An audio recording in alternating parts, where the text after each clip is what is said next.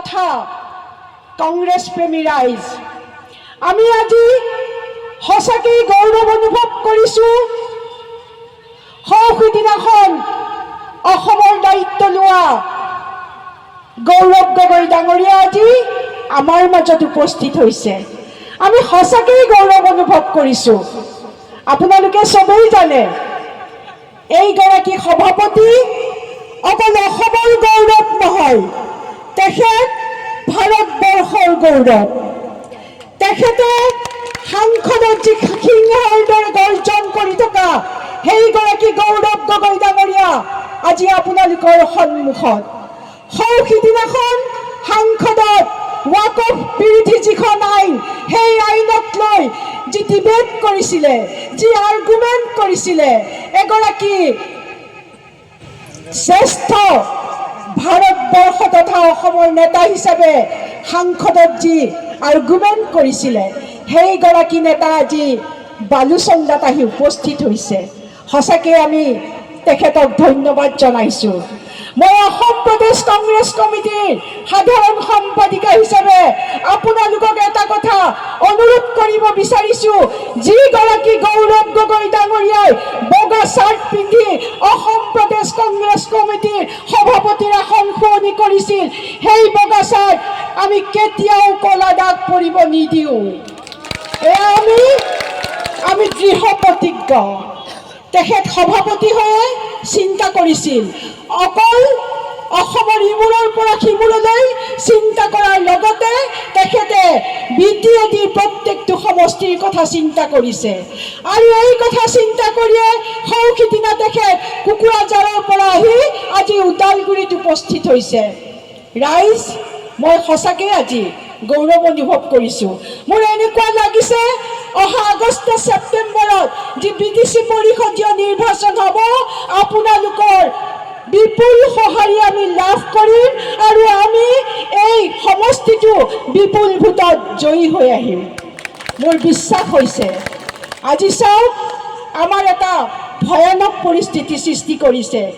সেইজন মুখ্যমন্ত্ৰী, যিজন মুখ্যমন্ত্ৰীয়ে তৰুণ গগৈ ডাঙৰীয়াদেৱৰ হাতত ধৰি ৰাজনীতিলৈ আহিছিল আৰু আজি প্ৰতিটো মুহূৰ্ততে তেখেতে এই মৃতপাই তৰুণ গগৈ ডাঙৰীয়াক সদায় তেখেতে ইটিকিং কৰি থাকে। সেইজন মুখ্যমন্ত্ৰী ডাঙৰীয়া যদি হাতৰ ছবিৰে তেখেতে অসমৰ ৰাজনীতিত ভৰি দিছিল, আৰু আমি আজি চেলেঞ্জ কৰিব লাগিব, এই দুখন হাতেৰে আমি তেখেতৰ ৰাজনীতি শেষ কৰি দিম। আৰু আজি এইজন মুখ্যমন্ত্ৰীয়ে তেখেতৰ যিবিলাক চেলা চামুণ্ডা আছে, যিবিলাক মন্ত্ৰী আছে, সেইসকলক লগত লৈ এতিয়া গৰু চুৰত নামি গ'ল। এতিয়া গৰু চুৰ কাৰ্যত নামি গ'ল আৰু তেখেতসকলে অসমৰ উন্নয়নৰ কথা বাদ দি ধৰ্মীয় ৰাজনীতিত লাগি লৈ ৰাতিপুৱাৰ পৰা ৰাতিলৈ খালি হিন্দু মুছলমান। মই মুখ্যমন্ত্ৰী ডাঙৰীয়াক এটা কথা ক'ব বিচাৰিছোঁ, আপুনি দিনত হিন্দু মুছলমানক গালি পাৰে আৰু ৰাতি মুছলমানৰ বৰ নেতাসকলক লৈ গোপন বৈঠকত মিলিত হয়। সেইকাৰণে মই মুখ্যমন্ত্ৰীক ক'বলৈ বিচাৰিছোঁ, আপুনি ভয় খাইছে। গৌৰৱ গগৈ ডাঙৰীয়া যিদিনা অসম প্ৰদেশ কংগ্ৰেছ কমিটিৰ সভাপতি হৈছিল, তেখেত বলিয়া হৈ গৈছিলে। তেখেতে ভয় কৰে গৌৰৱ গগৈ ডাঙৰীয়াক। গৌৰৱ গগৈ ডাঙৰীয়া আহিলে আপোনালোকৰ সহযোগত 2026 চনত অসমত কংগ্ৰেছ দল নিশ্চয় আহিব। মোৰ এয়া বিশ্বাস আছে। ৰাইজ, আপোনালোক হ'ল কংগ্ৰেছ দলৰ একোগৰাকী সৈনিক, আৰু এই সৈনিকে অস্ত্ৰবিহীনভাৱে যুদ্ধ কৰি যাব লাগিব। আমি গৌৰৱ গগৈ ডাঙৰীয়াৰ নেতৃত্বত কংগ্ৰেছ কৰি যাম আৰু আমি হাতে হাত ধৰি এই BTC পৰিষদীয় নিৰ্বাচনৰ লগতে 2026 চনত আমি অসমত কংগ্ৰেছ চৰকাৰ আনিবলৈ গৌৰৱ গগৈ ডাঙৰীয়াৰ নেতৃত্বত আমি বদ্ধপৰিকৰ। মই ৰাইজক এটা কথা অনুৰোধ কৰিছোঁ, ৰাইজ, আমি যিসকল আজি ডাইচত বহি আছোঁ, আমি কেতিয়াও চৰকাৰ বনাব নোৱাৰোঁ। চৰকাৰ বনাব লাগিব সন্মুখত বহি থকা ৰাইজে। আপোনালোকৰ এটা ভোটৰ মূল্য বহুত বেছি। আপোনালোকৰ এই ভোটৰ মূল্যৰে অসমখন বচাব লাগিব। অহা ২৬-ত এই UDF বোলা দলটোই যদি মুছলমান ভোট ভাগ কৰি আকৌ বিজেপি চৰকাৰক জিকাবলৈ যি পৰিকল্পনা কৰিছে, সেই পৰিকল্পনাত আমি হেঙাৰ হ'ব লাগিব। আমি কোনো কাৰণত UDFক সোমাবলৈ ইয়াত নিদিওঁ। আমি বিজেপি চৰকাৰক কেতিয়াও ২৬-ত চৰকাৰ গঠন কৰিবলৈ নিদিওঁ। আজি চাওক, BTCত বহুত অসুবিধা আছে। আজি কৃষকৰ জীৱনক লৈ এইখন বিজেপি চৰকাৰে হেতেলি খেলিছে। আজি মাটি বাৰীৰ সমস্যা আছে, ইয়াতে ৰাস্তা ঘাটৰ সমস্যা আছে। ইয়াত যিসকল মাইনৰিটিৰ মানুহ বহি আছে, মই আপোনালোকক কৈছোঁ, আপোনালোকে শপত খাওক যে আমি আমাৰ যিখন চৰকাৰে অসমত শান্তিৰ ৰাজ্য প্ৰতিষ্ঠা কৰিছিল, যিজন প্ৰয়াত তৰুণ গগৈ ডাঙৰীয়া দেৱে ১৫টা বছৰ মুখ্যমন্ত্ৰী হৈ অসমৰ ৰাইজক কোনোদিন দুখ পৰিব দিয়া নাছিলে, আজি সেই বিজেপি চৰকাৰে অসমৰ ৰাইজক ৰাতিপুৱাৰ পৰা ৰাতিলৈ শান্তিত জীয়াই থাকিব নিদিয়ে। সেইকাৰণে ৰাইজ, আপোনালোকে শপত লওক, আপোনালোকে পৰিকল্পনা কৰক যে অহাবাৰ ইনশাআল্লাহ আমি সকলোৱে মিলি ২৬-ত আমি চৰকাৰ গঠন কৰিম। এইখন চৰকাৰৰ ভৱিষ্যত পৰিকল্পনা একো নাই। তেখেতৰ মিছেছক লগাই দিছে সুদূৰ অসমৰ ধুবুৰীৰ পৰা শদিয়ালৈকে হাজাৰ হাজাৰ মাটি ক্ৰয় কৰিছে। ইফালে হিমন্ত বিশ্ব শৰ্মাৰ সহধৰ্মিনীয়ে মাটি কিনাত লাগিছে, জয়ন্ত মল্ল বৰুৱাই তেখেতৰ পত্নীক লৈ গৰু চোৰত নামিছে, আৰু পীযুষ হাজৰিকাটো কথাই নাই। তেখেতে হেনো আমাৰ যিগৰাকী সভাপতি, চাম আপোনালোকৰ কিমান সাহস, আৰু আমাৰ এই দুখীয়া নিচনাৰ কংগ্ৰেছ চৰকাৰৰ কিমান সাহস। ৰাইজ, মই আপোনালোকক বিনম্ৰতাৰে এটা অনুৰোধ কৰিছোঁ, BTCত কংগ্ৰেছ আকৌ আনক। BTCত কংগ্ৰেছ আনিব লাগিলে আপোনালোকৰ সহযোগ লাগিব। যদি শান্তি বিচাৰিছে, যদি মুছলমানসকলে ৫ ওয়াক্ত নামাজ শান্তিত বিচাৰিব খুজিছে, যদি আমাৰ বড়ো ভাই ভনীসকলৰ লগত আমি শান্তিত থাকিব বিচাৰোঁ, কংগ্ৰেছ চৰকাৰ লাগিব। মই সেইকাৰণে ৰাইজ, প্ৰথম পদক্ষেপ হিচাপে কংগ্ৰেছ চৰকাৰ BTCত আনিবলৈ আপোনালোকে আমাক সহায় কৰক। এই পৰিষদীয় নিৰ্বাচনত যি 10টা সমষ্টি আছে, 10টা সমষ্টিত আপোনালোকে সকলোৱেই উঠি পৰি লাগি যাওক। মই বিশেষ নকওঁ, আমাৰ সভাপতি মহোদয় সন্মুখত বহি আছে। আচলতে আমি সভাপতিৰ সন্মুখত ইমান কথা ক'ব নালাগে, তথাপিও মোৰ আপোনালোকক দেখি অকণমান মনৰ সাহসটো বাঢ়ি 2 এষাৰ ক'লোঁ। আশা ৰাখিছোঁ আপোনালোকৰ নেতৃত্বত এইবাৰ BTCত পৰিষদীয় নিৰ্বাচনত গৌৰৱ গগৈ ডাঙৰীয়াৰ নেতৃত্বত আমি 10টা সমষ্টিত জিকি আহিম। এইখিনি মোৰ আপোনালোকৰ সহায় সহযোগ বিচাৰি মই মোৰ বক্তব্য সামৰিছোঁ। ধন্যবাদ। জয় হিন্দ। সন্মানীয় নৱনিযুক্ত আমাৰ যুৱ নেতা, সাংসদ আৰু অসম প্ৰদেশ কংগ্ৰেছ কমিটিৰ সভাপতি সন্মানীয় গৌৰৱ গগৈ ডাঙৰীয়া, উপস্থিত ইয়াতে আমাৰ অসম প্ৰদেশ কংগ্ৰেছ কমিটিৰ আমাৰ উপসভাপতি আৰু আমাৰ সাধাৰণ সম্পাদক আৰু সম্পাদকদ্বয়, আৰু উপস্থিত ইয়াতে জিলা কংগ্ৰেছৰ সমূহ বিষয়ববীয়াসকল, মণ্ডল কংগ্ৰেছৰ বিষয়ববীয়াসকল, ব্লক কংগ্ৰেছৰ বিষয়ববীয়াসকল, উপস্থিত ইয়াত বয়োজ্যেষ্ঠ লোকসকল, আই মাতৃসকল, যুৱক ভাই বন্ধুসকল, সকলোকে নমস্কাৰ জনাইছোঁ। এতিয়া আমাৰ উপৰোক্ত বক্তাই সকলো কথাখিনিয়ে কৈ গ'ল, আৰু আমাৰ সভাপতি ডাঙৰীয়া কথা ক'বলৈ আছে, সেইকাৰণে মই বেছি সময় নলওঁ। কাৰণ আপোনালোকৰ সঁহাৰি দেখি, আপোনালোকৰ মানে ছাপোৰ্ট দেখি মই বুজি পাইছোঁ যে আপোনালোকে কি কষ্টত ভুগিছে বা আপোনালোকে কি ধৰণৰ কথা চিন্তা চৰ্চা কৰি আছে। সেইকাৰণে আপোনালোকে দেখিছে নিখিল ভাৰত কংগ্ৰেছ কমিটিয়ে আমাৰ সন্মানীয় সভাপতি গৌৰৱ গগৈ ডাঙৰীয়াক আগবঢ়াই দিছে নেতৃত্ব দিবলৈ কাৰণে। সেইকাৰণে তেখেতৰ লগতে ময়ো ৱৰ্কিং প্ৰেচিডেণ্ট হিচাপে তেখেতৰ লগত আমি সহযোগিতা কৰি পেলাই আমি ৰাইজৰ সেৱা, অসমৰ জনগণৰ সেৱা কৰিবলৈ আপোনালোকৰ মাজত আহিছোঁ। সেইকাৰণে বিশেষ মই নকওঁ, আমি এইটোৱে বিচাৰোঁ যে সকলো জাতি জনগোষ্ঠী, সকলো ভাষা ভাষী লোক, সকলো ধৰ্মাৱলম্বী লোকসকল একেলগে শান্তি সম্প্ৰীতিৰে থাকিব লাগে, উন্নয়ন দিশত আগবাঢ়ি যাব লাগে। সেইটোৱে আমাৰ কংগ্ৰেছ দলৰ নীতি আদৰ্শ। সেইকাৰণে আমি সকলোকে আহ্বান জনাইছোঁ যে আগন্তুক সময়ত আমি নিৰ্বাচনৰ সময়ত আমি প্ৰত্যুত্তৰ দিব লাগে এই বৰ্তমান চৰকাৰক যি ধৰণে আপোনালোকে প্ৰতাৰণা কৰিলে, যি ধৰণে আপোনাৰ জনসাধাৰণৰ ওপৰত অন্যায় কৰিছে, সেই অন্যায় আৰু সহ্য নহ'ব। মূল্যবৃদ্ধি আমাৰ যিমান হৈ আছে বা আমাৰ যিমান নিবনুৱা সমস্যাই হওক বা জাতি মাটি ভেটিৰ কথা কোৱা, এই মিছা কথা কোৱা এই চৰকাৰটোক আমি বিদায় দিব লাগিব আৰু আমি কংগ্ৰেছ দলক পুনৰ আনি পেলাই এটা শান্তিৰ পৰিৱেশ আমি পুনৰ গঢ়ি তুলি আনিব লাগিব। ইমানকে কৈছোঁ, সকলোকে সুস্বাস্থ্য কামনা কৰিছোঁ, যাতে আগন্তুক দিনবিলাকত আমি সকলোৱে মিলিজুলি এটা ভাল শান্তি পৰিৱেশ। তিৰ্কি ডাঙৰীয়ানী, ভাইচ প্ৰেছিডেণ্ট প্ৰাণেশ্বৰ বাসুমতাৰী ডাঙৰীয়া, জেনেৰেল ছেক্ৰেটাৰী ৱাহিদা আহমেদ ডাঙৰীয়ানী, জেনেৰেল ছেক্ৰেটাৰী উদিত ভানু দাস ডাঙৰীয়া, জেনেৰেল ছেক্ৰেটাৰী প্ৰেম, নিজৰ নাম লিখা নাই, প্ৰেম গঞ্জু ডাঙৰীয়া লিখিছে। তাৰপিছত সম্পাদক পল্লৱী শইকীয়া ডাঙৰীয়া, সম্পাদক গিৰেন্দ্ৰ দহাল ডাঙৰীয়া, শোণিতপুৰ জিলা কংগ্ৰেছৰ সভাপতি কাৰ্তিক কুৰ্মী ডাঙৰীয়ানী, সম্পাদিকা হিমাশ্ৰী ৰাজা ডাঙৰীয়ানী, ST ডিপাৰ্টমেণ্টৰ চেয়াৰমেন আনচুক দেমাৰী ডাঙৰীয়া, লিংগুইষ্টিক মাইনৰিটি ডিপাৰ্টমেণ্টৰ চিফ কনভিনাৰ গৌতম ভট্টাচাৰ্য ডাঙৰীয়া, প্ৰদেশ কংগ্ৰেছৰ সম্পাদক জহিৰুল ইছলাম ডাঙৰীয়া, আমাৰ অবজাৰ্ভাৰ ৰিলন মছৰি ডাঙৰীয়া, ডিষ্ট্ৰিক্ট প্ৰেছিডেণ্ট ধৰ্মেশ্বৰ বড়ো ডাঙৰীয়া, হাজৰত আলী ডাঙৰীয়া, আমাৰ বিনু বসুমতাৰী ডাঙৰীয়া, চাইফুল আলী ডাঙৰীয়া, মঞ্চত উপস্থিত থকা আমাৰ বিশিষ্ট ব্যক্তিসকল, আমাৰ প্ৰাক্তন জিলা কংগ্ৰেছৰ সভাপতি নিপেন আধিকাৰী ডাঙৰীয়া আৰু মঞ্চত উপস্থিত থকা আমাৰ বিশিষ্ট ব্যক্তিসকল, NSY যুৱক কংগ্ৰেছ, মহিলা কংগ্ৰেছ, ব্লক কংগ্ৰেছৰ বিষয়ববীয়াসকল আৰু ইয়াত উপস্থিত থকা সাংবাদিক বন্ধুসকল, শ্ৰদ্ধেয় ৰাইজ, সকলোৱে অৱগত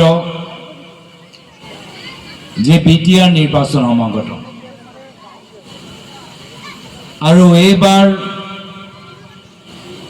কংগ্ৰেছ দলে এটা সিদ্ধান্ত লৈছে যে BTR নিৰ্বাচনত আমি গোটেই জোৰ লগাই আমি নিৰ্বাচনত প্ৰস্তুত হ'ম। আমাৰ 15 বছৰ কংগ্ৰেছৰ চৰকাৰ আছে। সেই সময়ত প্ৰয়াত তৰুণ গগৈদেৱ, মোৰ প্ৰয়াত পিতৃ, বিচাৰিছিল যে অসমত বিশেষকৈ BTR অঞ্চলত শান্তি প্ৰয়োজন আছে, শান্তি গুৰুত্বপূৰ্ণ আৰু সেইকাৰণে শান্তি স্বাৰ্থত তেওঁলোকে সেই সময়ত স্থানীয় BPF দলৰ নেতৃত্বক গোটেই ক্ষমতা দিলে। এনেকুৱা উদাহৰণ কম য'ত এটা দল ক্ষমতাত আছে, কেন্দ্ৰৰ তেওঁলোকৰ চৰকাৰ, ৰাজ্যৰ তেওঁলোকৰ চৰকাৰ, কিন্তু এটা জিলাত শান্তি স্বাৰ্থত নিজৰ দলৰ বলিদান দি, ত্যাগ দি তেওঁলোকে বৃহত্তৰ শান্তি স্বাৰ্থত আগবাঢ়ি গৈছে।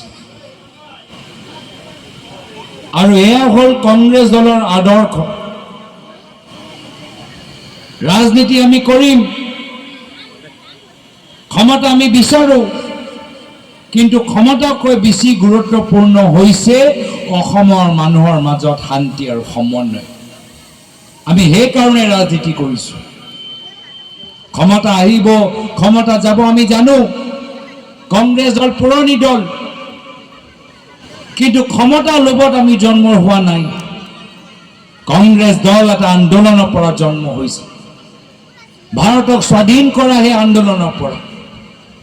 আৰু সেই কাৰণে দেশৰ বাবে, ৰাজ্যৰ বাবে ত্যাগ বলিদান কৰা এই কথাটো আমাৰ DNA-ত আছে। কিন্তু দুখ লাগে যে স্থানীয় ৰাইজে কৈছে যে আমি BPF-ৰ কাউন্সিল দেখিলোঁ, আমি বৰ্তমানৰ সময়ত UPPL-ৰ কাউন্সিল দেখিলোঁ, কিন্তু আজি ৰাইজ যথেষ্ট অভাৱত আছে, ৰাইজ যথেষ্ট কষ্টত আছে। ৰাইজে জানিবলৈ বিচাৰে যে এতিয়াতো কেন্দ্ৰত বিজেপি চৰকাৰ, ৰাজ্যত বিজেপি চৰকাৰ, UPPL-ৰ কাউন্সিল আছে, তথাপিও ওদালগুৰি জিলাত কাম কিয় হোৱা নাই? সেই কোটি কোটি টকা যে কেন্দ্ৰৰ পৰা আহে, বিজেপিয়ে খায় নে UPPL খায়, কোনে খায়? আজিতো স্কুলৰ কলেজত যোৱা ৰাস্তাবোৰ ভাল নহয়, আজিবোৰ মথাউৰি অৱস্থা ভাল নহয়, আজি ওদালগুৰি হস্পিটেলৰ ভিতৰত এক্সৰে মেচিন কাম নকৰে, আজি বাগানৰ ভিতৰত কিমান আমাৰ সমস্যা আছে, আজি বাগানৰ ভিতৰত JJM আঁচনি টোটেলি ফেইল হৈ গৈছে, সম্পূৰ্ণভাৱে ফেইল। যদি আটাইতকৈ বেছি পইচা লুণ্ঠন ক'ৰবাত হৈছে সেয়া হৈছে জল জীৱন আঁচনি। মানুহে কয় আমি পাইপ দেখা পাইছো, পানী কিন্তু নাই। এয়া হৈছে বৰ্তমানৰ স্থিতি। কিন্তু দুখ লাগে যে আজি BPF দলে হওক বা UPPL দলে হওক, এই দুয়োটা দলৰ ৰিমোট কণ্ট্ৰল এতিয়া হিমন্ত বিশ্ব শৰ্মা ডাঙৰীয়াৰ হাতত আছে। এই দুয়োটা দলটোকে হিমন্ত বিশ্ব শৰ্মা ডাঙৰীয়া চলাই আছে। যেনেকে কয় হাতী এটা দাঁত খাবলৈ আৰু হাতী এটা দাঁত দেখাবলৈ, একেৰাহে বিজেপি দল সন্মুখত ৰাখে UPPL, কাষত ৰাখে BPF। সেইকাৰণে এতিয়া ৰাইজে কৈছে যে আমাক আৰু বিকল্প লাগে, আৰু ৰাইজেও গম পাই গৈছে যে অসমৰ চুকে কোণে বিভিন্ন জিলাত কি চৰ্চা হৈছে। বিভিন্ন জিলাত এয়াই চৰ্চা হৈছে অহা বছৰ বিধানসভা নিৰ্বাচন বিজেপিৰ দলটোক আমি বিদায় দিম, কংগ্ৰেছৰ নেতৃত্বৰ চৰকাৰ গঠন কৰিম। এয়া হৈছে চৰ্চা।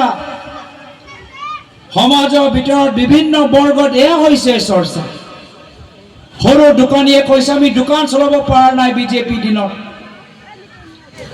ব্যৱসায় কৰা মানুহে কৈছে আমি নিবনুৱা হৈ গলো, আমি ঘৰতে বহি আছো, UPPL একো কৰা নাই, বিজেপি একো কৰা নাই।